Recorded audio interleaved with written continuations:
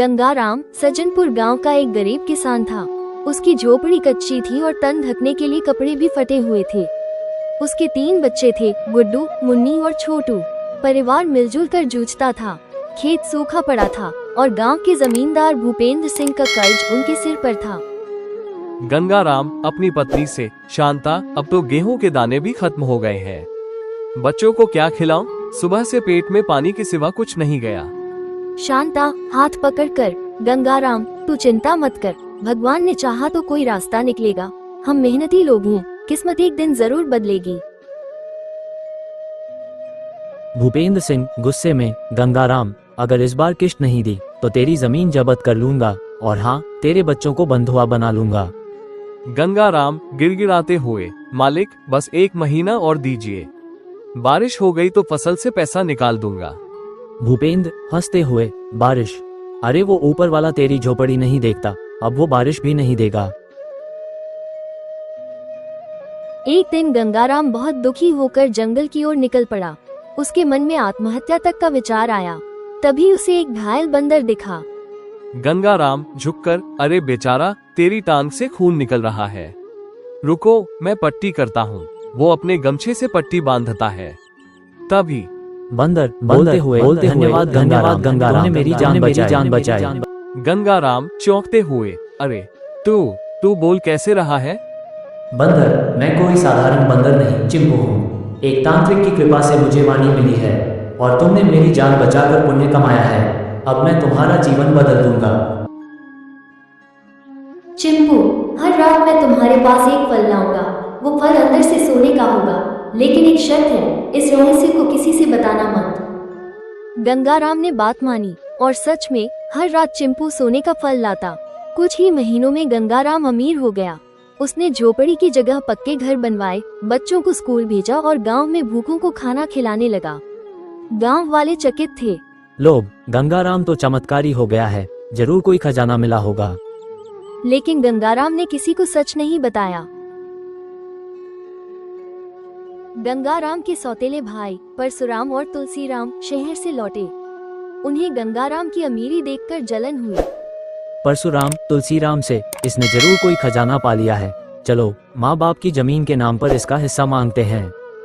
गंगाराम भावुक होकर, भैया सब कुछ तुम्हारा है, बस रहमत की छत बनी रहे। लेकिन भाइयों ने धोखे से घर हथिया लिया और चिंपू को पकड़ने की कोशिश की। तुलसीराम, अगर बंदर ही इसके सोने का राज है तो क्यों न उसे हम पकड़ लें। चिंपू को जब गंगाराम के भाइयों की चाल का पता चला, वो दुखी हुआ।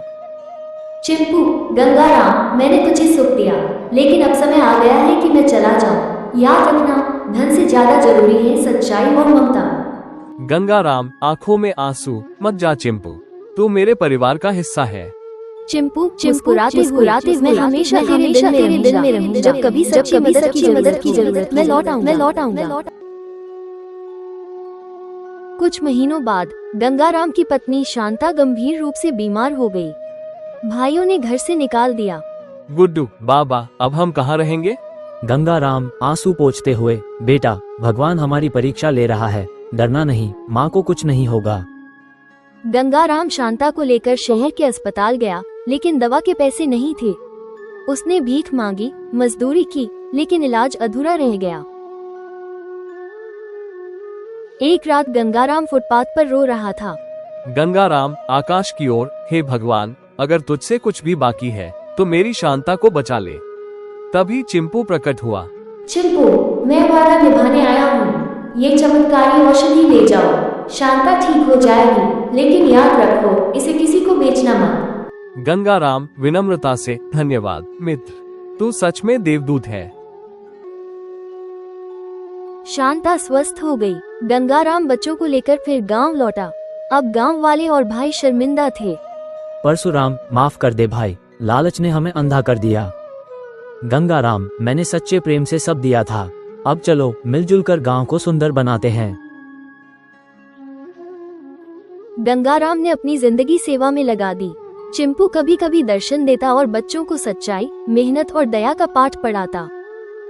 गंगाराम बच्चों से, याद रखना बेटा, जब भी जीवन कठिन लगे एक भूखा बंदर, एक बेसहारा जानवर या एक जरूरतमंद इंसान अगर तुम्हारे सामने हो तो बिना सोच के मदद करना, वहीं से जीवन बदलता है। गंगाराम ने अपनी सारी जमा पूंजी गांव के विकास में लगाना शुरू कर दिया। जहां कभी पगडंडी थी, वहां अब ईंट की सड़क बनी। गांव में एक प्राथमिक विद्यालय खोला गया, जिसका नाम उन्होंने रखा चिंपू विद्या मंदिर। गंगाराम सभा में, ये स्कूल उन बच्चों के लिए है जिनके माँ बाप के पास फीस देने की ताकत नहीं है। पढ़ाई सबका अधिकार है। गांव की भीड़ ताली बजाते हुए गंगाराम की जय हो, चिंपू बंदर की जय हो। अब चिंपू दिन में स्कूल आता और बच्चों को नैतिक शिक्षा देता। वो खुद किताबों से कहानियां सुनाता। चिंपू बच्चों से, बच्चों, अगर किसी की बात समझ में न आए तो डांटने की जगह समझाओ। दया और धैर्य से बड़ा कोई हथियार नहीं। बच्चे उसे बड़े प्रेम से सुनते और उसे चिंपू मास्टर जी कहकर बुलाते। भूपेंद्र सिंह का बेटा रणविजय, जो शहर में पड़ा था, वापस आया। उसे गंगाराम का गांव में मान सम्मान बर्दाश्त नहीं हुआ। रणविजय दांत पीसते हुए, ये गरीब आजकल बहुत ऊंचाई पर उड़ रहा है, देखता हूँ इसे नीचे कैसे लाना है। रणविजय ने गंगाराम के स्कूल और अनाथालय को बंद कराने के लिए झूठा मुकदमा दायर कर दिया। गंगाराम, पंचायत में मैंने किसी की जमीन नहीं ली, न किसी को धोखा दिया। ये स्कूल बच्चों का भविष्य है। रणविजय हंसते हुए, साबित करो कि तुम्हारे पास ये सब कैसे आया। कोई चमत्कारी बंदर, तुम पागल हो। पंचायत ने सबूत मांगा। गंगाराम चिंपू से, अब वक्त आ गया है कि सच्चाई सामने रखी जाए। क्या तू पंचायत में आकर गवाही देगा? चिंपू गंभीर होकर, अगर मैं खुद प्रकट हुआ तो मेरा जादू खत्म हो जाएगा। मैं फिर साधारण बंदर बन जाऊंगा। गंगाराम, तो मत आ, मैं सब झेल लूंगा, लेकिन तू मत बदल। चिंपू हंसकर, नहीं मित्र, ये मेरा कर्तव्य है। सच्चाई को छुपाकर उसकी सेवा नहीं हो सकती। अगली सुबह पंचायत में चिंपू आया और सबके सामने बोला। लोग आश्चर्य से, अरे ये सच में बोलता है। चिंपू, मैं चमत्कारी हूँ, लेकिन असली चमत्कार गंगाराम का दिल है। उसने मुझे बचाया, मुझ पर भरोसा किया और बिना स्वार्थ की सेवा की। उसके बाद चिंपू ने अपना जादुई फल पंचायत को दिया, जिसमें से सोना निकला।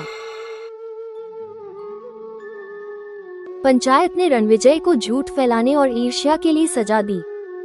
रणविजय गिरते आंसू के साथ, गंगाराम भैया माफ कर दो, मैं अंधा हो गया था। गंगाराम गले लगाकर, भाई, जब मन से अंधकार निकल जाए तो सब रोशनी है। अब चिंपू का जादू खत्म हो चुका था। वो धीरे धीरे एक सामान्य बंदर में बदल गया। गुड्डू, बाबा, चिंपू मास्टर जी अब क्यों नहीं बोलते? गंगाराम आंखें नम करके, बेटा, उन्होंने हमें सिखा दिया कि बोलना जरूरी नहीं, कर्म ज्यादा बोलते हैं। अब हमें उनका संदेश आगे बढ़ाना है। चिंपू ने बच्चों की ओर देखा, मुस्कुराया और फिर धीरे धीरे जंगल की ओर चला गया। किसी ने उसे दोबारा नहीं देखा। गंगाराम ने अपने बच्चों को किसानों, गरीबों, पशुओं और पर्यावरण के हित में काम करने के लिए तैयार किया। गंगाराम गुड्डू से, बेटा, कभी भूलना मत, एक भूखे प्राणी की सेवा ने हमारी दुनिया बदली। अब तेरा फर्ज है कि तू हर जरूरतमंद की मदद करे। गुड्डू बड़ा होकर शिक्षक बना, मुन्नी डॉक्टर और छोटू ने एक गो शुरू किया, चिंपू सेवा संस्थान। गंगाराम की मृत्यु के बाद गांव में कुछ समय के लिए उदासी छा गई, मगर उसके बच्चों ने अपने पिता के आदर्शों को छोड़ा नहीं। गुड्डू स्कूल में बच्चों को पढ़ाता था, मुन्नी गांव की पहली MBBS डॉक्टर बनी और छोटू गांव में चिंपू सेवा संस्थान के जरिए जरूरतमंदों तक दवा, भोजन और शिक्षा पहुंचाता था। एक दिन गुड्डू ने स्कूल में भाषण दिया। गुड्डू बच्चों से, मेरे पापा ने मुझे सिखाया कि कोई भी छोटा नहीं होता जब तक उसका दिल बड़ा हो। और चिंपू, वो सिर्फ एक बंदर नहीं, हमारी चेतना का प्रतीक था। कुछ वर्षों बाद राज्य सरकार ने गंगाराम की स्मृति में गांव की जमीन पर एक कृषि विश्वविद्यालय की घोषणा की। नाम रखा गया चंपकपुरी ग्रामीण विश्वविद्यालय। इस विश्वविद्यालय में खेती, पशुपालन, जैविक विज्ञान, ग्रामीण शिक्षा और नैतिक शिक्षा पढ़ाई जाती। इस कहानी से हमें ये सीख मिलता है कि यह कहानी सिर्फ एक गरीब किसान और एक बोलने वाले बंदर की नहीं है, यह उस आत्मा की कहानी है जो बिना शिक्षा के भी ज्ञानी थी, जो बिना शक्ति के भी शक्तिशाली थी और जिसने बिना मांगे सबको दिया। अगर आप सारे लोग का यह वीडियो अच्छा लगा तो चैनल को सब्सक्राइब और लाइक करना ना भूलें।